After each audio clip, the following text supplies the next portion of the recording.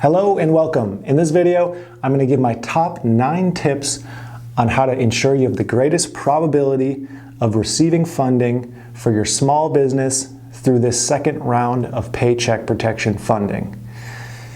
Through the second round, they're adding an additional $310 billion in funding for small business aid, and it's been approved by the Senate, it's been approved by the House. As of right now, it just needs one additional approval. By the time you watch this video, it may very well be approved because it's very likely to go through at this point. The bill includes $310 billion for small business funding. Part of that does include the EIDL grant program, but that's a small portion. And $60 billion of that $310 billion is slotted for small lenders, which is going to be a really important point later.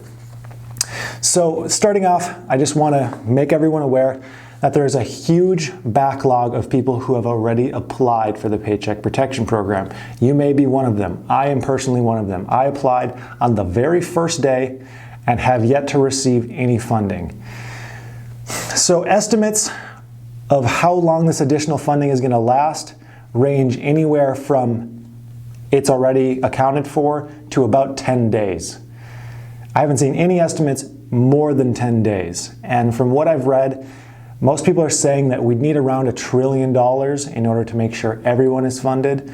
So this is definitely a rush, and people definitely want to apply as quickly as possible and increase their odds. So let's get on with the tips here.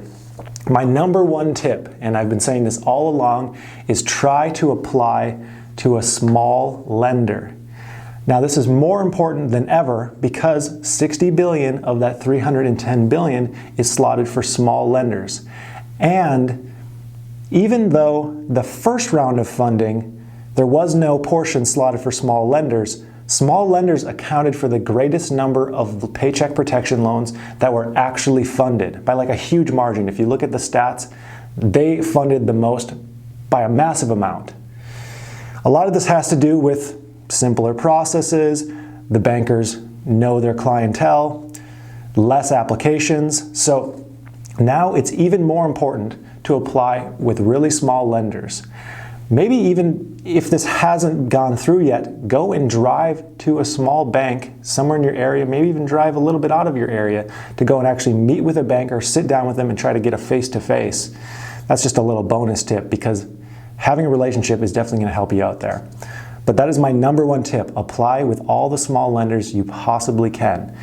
On top of that, in the complete opposite vein, is apply with Fintechs, things like PayPal, Square, Kabbage, because they actually did a pretty good job with the first round of funding.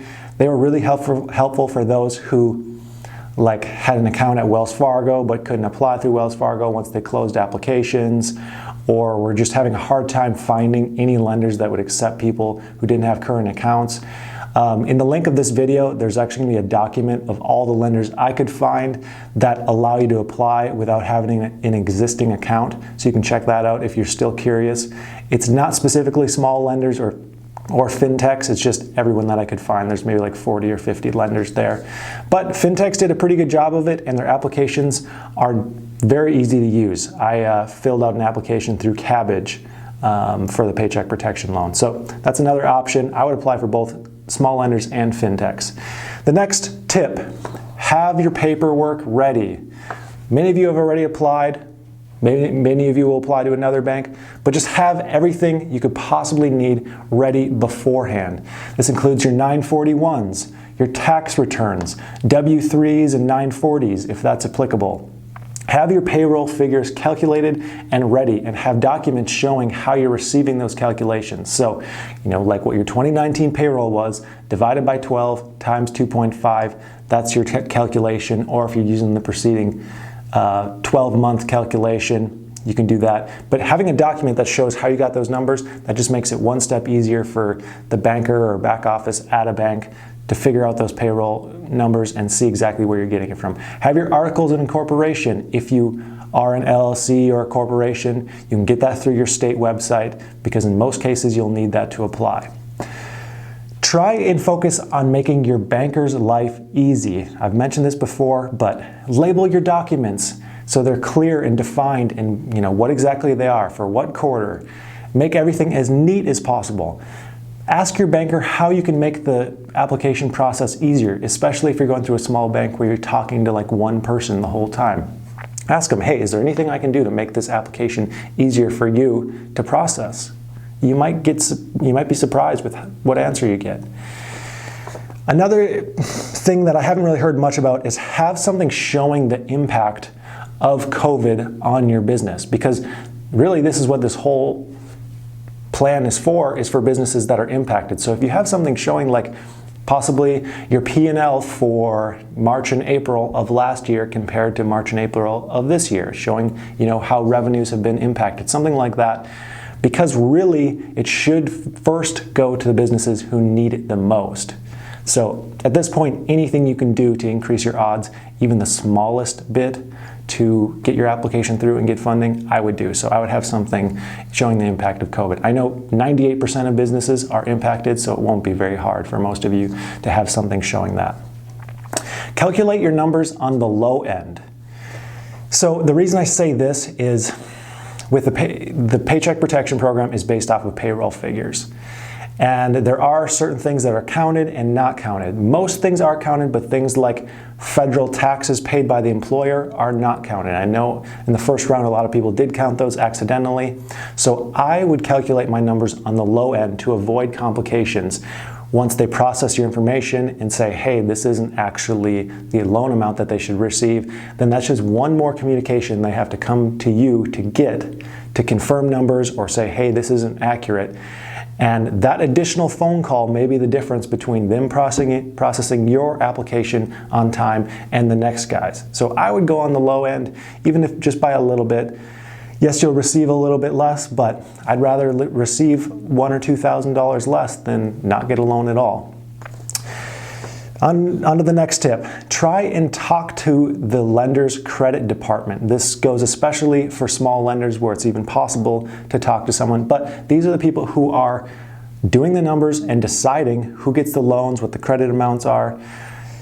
And remember, focus on trying to make these people's life easier as well. But these back office people are ultimately the people who are making the decisions on who gets a loan, who doesn't, for how much.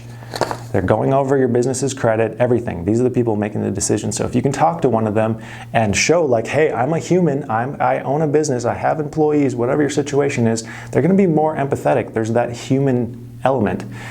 Maybe even possibly try and go and show up to a bank, like I said earlier, and meet the people. That won't work in all cases. I have a relationship with a small bank locally, and they weren't able to help me out, unfortunately. But that very well could be different for other people. Most of the people that I know who have received a loan live in more rural areas and got a loan through their small local bank that they've been working with for a while, and they know the banker. But at this point, try anything. Go and just stop into a bank, say hi, and ask about their application process and empathize with how many phone calls they're getting all day. Like, just remember they're human. Apply at multiple banks. Some people don't agree with this because it backlogs the system, but other people are doing it. So, I personally would say apply at local banks, apply at those Fintechs. Don't put all your eggs in one basket, because you apply at one bank and they're filled up on their applications, you don't get your application through, then what? I would personally apply at multiple banks. And my last tip is just follow up. Once you apply, don't just sit idle. Follow up, send emails, give them a call. I know that they're probably annoyed with emails and calls. Just be pleasant when you do it, but following up, like I said, make them realize that you're a human, that your business is impacted, that you're someone in need. All these things will go a long way when it comes to making sure that your business gets funded or just increasing the odds of funding compared to someone else. So that's all the tips that I have today. If you guys have any additional tips or ideas or anything like that, feel free to drop them in the comments below. I'll be interested to see what exactly you guys have to say. And also, let me know if you guys have already been funded by the Paycheck Protection Program or what your thoughts are on it exactly. Until next time, thanks for watching. Hope you have a profitable day.